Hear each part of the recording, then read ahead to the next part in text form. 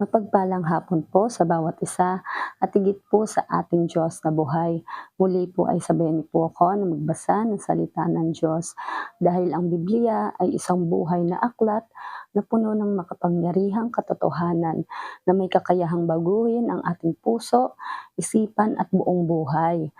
Ang bawat salita rito ay nagbibigay ng karunungan, lakas ng loob at gabay sa bawat hamon na hinaharap natin sa araw-araw. Amen. Kapag tayo po ay nangihina sa gitna ng pagsubok, nalilito sa kawalan ng kasiguraduhan, o nasasaktan sa gitna ng mabibigat na pinagdaraanan, ang salita po ng Diyos ang nagbibigay ng sagot. Amen. At kapanatagan natin na kailangan natin. Amen. Salamat po sa Diyos. So basahin po natin ang Jeremiah chapter 29 verse 11. Sabi po dito, sapagkat batid kong lubos ang mga plano ko para sa inyo, ang mga plano na hindi ninyo ikasasama, kundi para sa inyong ikabubuti. Ito'y mga planong magdudulot sa inyo ng kinabukasang punong-puno ng pag-asa. Amen po. Salamat po sa Panginoon sa kanyang salita.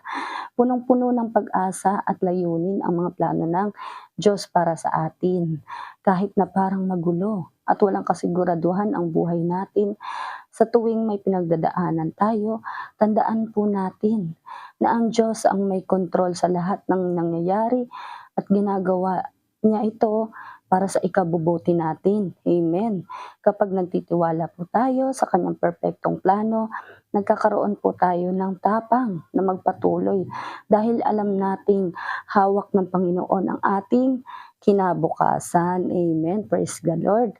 Hallelujah. So, yan po ang salita ng Diyos. Nawa po ay maintindihan po tayo sa kanyang salita at maito'y maging kalakasan po natin sa bawat isa at sa ating spiritual life. So, yun po.